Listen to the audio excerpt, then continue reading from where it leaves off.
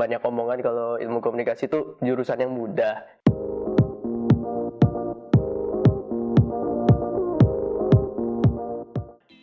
Oke, mungkin boleh perkenalan diri dulu.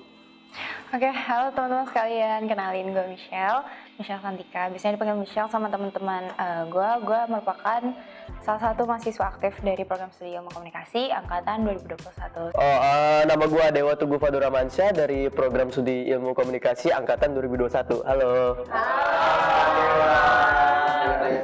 Oke, lanjut ke pertanyaan nomor 1. Kalau boleh tahu kenapa ya memilih jurusan ini? Jurusan ini tuh jurusan Ilkom. Ya. Ilkom, kenapa milih jurusan ilmu komunikasi? Karena kalau jawaban jujurnya, FOMO teman-teman. Gue orangnya penyakitan FOMO. FOMO kan fear of missing out. Jadi pas waktu itu tuh, pas tahun kita masuk kuliah, gue sempat melihat gitu kan peringkatan jurusan. Terus kayak jurusan Ilkom nih ternyata minatnya lumayan banyak. Banyak dong pesaingnya. Menantang, boleh gitu. Sistemnya kayak gitu di otak gue. Tapi walaupun menantang, pas masuk jurusan ini walaupun di UPJ gitu ya, bukan yang rencana gue, tetap menyenangkan. Jadi sesuai ekspektasi gue, nggak ada menyesal-menyesalnya sih. Milih jurusan Ilkom gara-gara pasti orang banyak ngomong ngikut temen ya. Ya tapi emang bener sih, ada pengaruh teman juga. Terus gara-gara ada ini juga sih, banyak omongan kalau ilmu komunikasi itu jurusan yang mudah katanya. Belum ngerasain kan lu pada? Iya. Katanya. Belum ngerasain lu pada ya. Boleh lah. Itu sama mungkin kalau jawaban seriusnya gue mau ningkatin itu ya skill public relations gue, karena gue kebetulan emang minat sama public relations sih. Lanjut aja ke pertanyaan nomor 2. First impression lo ke dosen Ilkom itu apa? Kalau boleh tahu.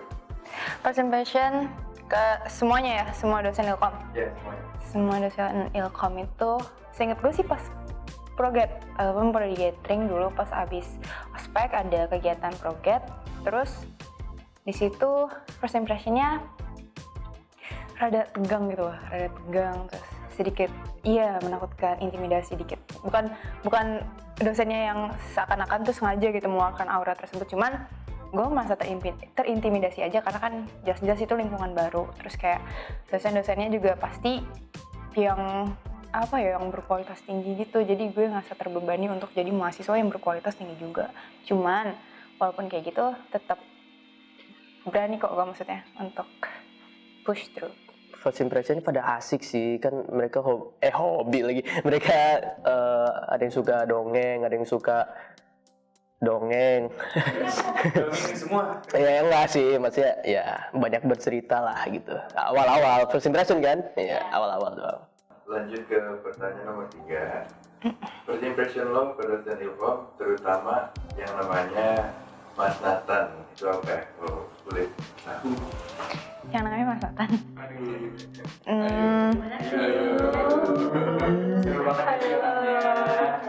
Takut.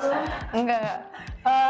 Kalau first impression untuk Mas Nathan, gue lupa sih, maksudnya bener-bener pertama kali lihat Mas Nathan tuh lagi kegiatan apa, terus beliau yang kayak gimana. Cuman pada saat itu tuh pas pertama kali ketemu sama Mas Nathan, gue ngerasa seperti yang tadi gue bilang, kalau gue ketemu dosen-dosen Ilkom pertama kali sedikit terintimidasi.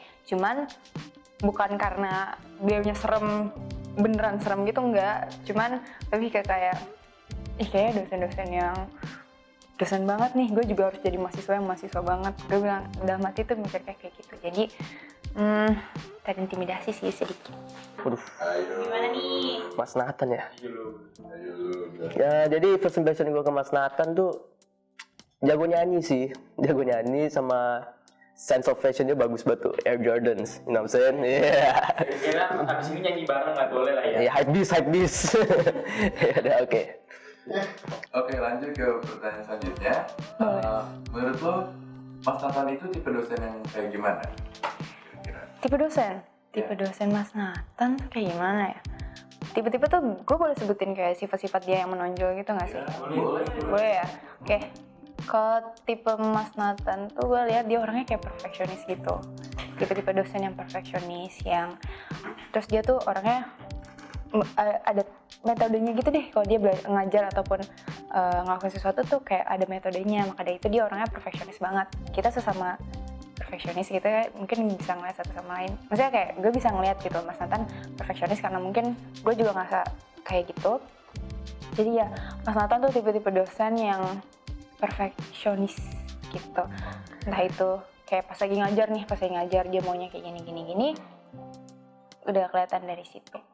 Tipe dosen yang kayak gimana ya?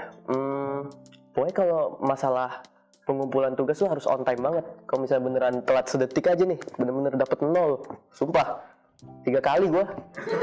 3. Sorry mas. Oke ya, Enggak apa-apa. Tenang ya mas, lulus kok. Lulus. Oke, lanjut ke pertanyaan berikutnya.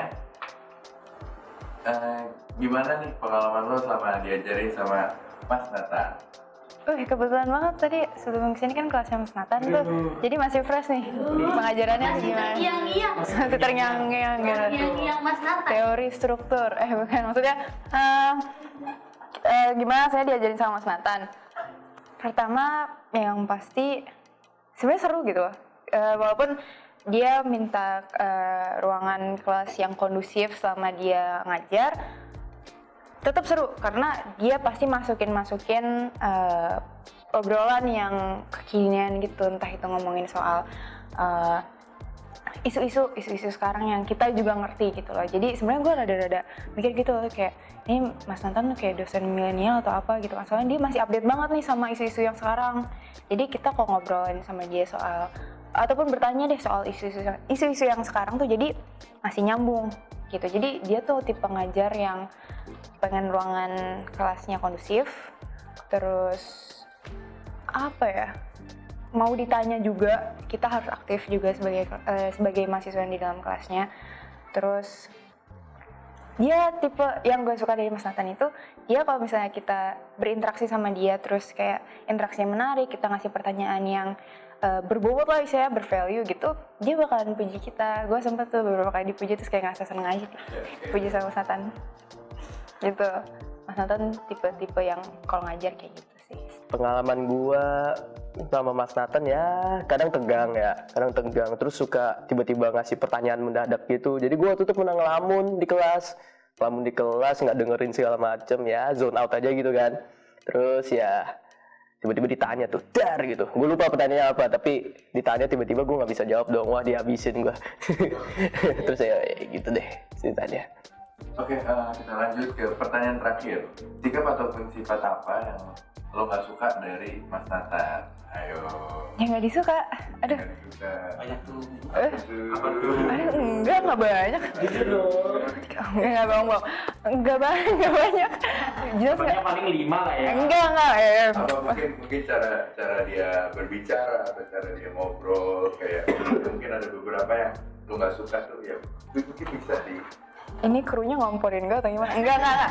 Maksudnya kalau yang nggak disuka itu bukan nggak disuka sih, gue bukan bilangnya tuh kayak gue kesusahan untuk beradaptasi sama sikap beliau ini. Sikap dimana bukan sikap sih, kayak permintaan beliau dimana dia minta ruangan kelas itu kondusif, kayak kondusif biar itu nggak ngerusak fokusnya dia. Kan dia udah ngasih tahu nih kenapa dia pengen ruangan kelasnya kondusif, karena dia takutnya nggak fokus. Cuman mungkin gue ngerasa ruangan kelas yang sedikit lebih santai dikit, malahan kayak tektokan interaksi yang dua orang yang terus-terusan gitu tuh lebih nyambung di gue. Cuman walaupun gitu sekarang sih gue udah bisa menyesuaikan sih sama situasi kelas beliau, karena udah 4 kali pertemuan langsung di kelas sama dia. Jadi udah bisa menyesuaikan deh sama caranya dia untuk ngajar di kelas itu. Jadi bisa nunggu giliran lah untuk jawab, untuk ngasih pertanyaan. Jadi nggak terus-terusan kayak interaksi yang mungkin di kelas lain kayak gitu kan, kayak ada dosen sama si mahasiswanya yang terus-terusan kayak bolak-balik gitu nanya, terus kayak sambil ngobrol dan lain-lain. Cuman sama kelasnya Mas Nathan kayak gini, terus gue udah menyesuaikan sih. Cuman kesulitan pas waktu itu karena gue harus maksudnya berbeda sama kelas-kelas yang lain gitu aja sih. Gue nggak ada hal yang benar-benar gue nggak suka gitu, nggak ada. Mungkin belum belum berasa di gue sih, itu aja. Gak banyak. Kalau dari sifat atau sikap sih jujur nggak ada ya. Beliau sih emang dosen yang top lah gitu. Tapi mungkin dari cuma satu matkul doang yang gue kurang masuk kali ya, itu pas di matkul KWD, nah kewirausahaan dasar ya. Jadi kan beliau pakai website yang full bahasa Inggris tuh. Nah kebetulan itu kan tugasnya berkelompok semua dan ya kelompok kami tuh susah nangkep penjelasan dari beliau aja gitu. Walaupun udah dibantu translate sama dia, tapi ya begitu deh, kurang masuk aja gitu. Tapi aman kok Mas Nathan, aman. Kalau kita masuk ke sesi games disorder question. Boleh. Yang pertama nih, gue mau nanya, kuliah online atau offline? Offline. Mahasiswa sejati offline, guys. Jelas offline lah. Asik ya. Lebih interaktif. Yes. Oke, yang kedua, Seru banget.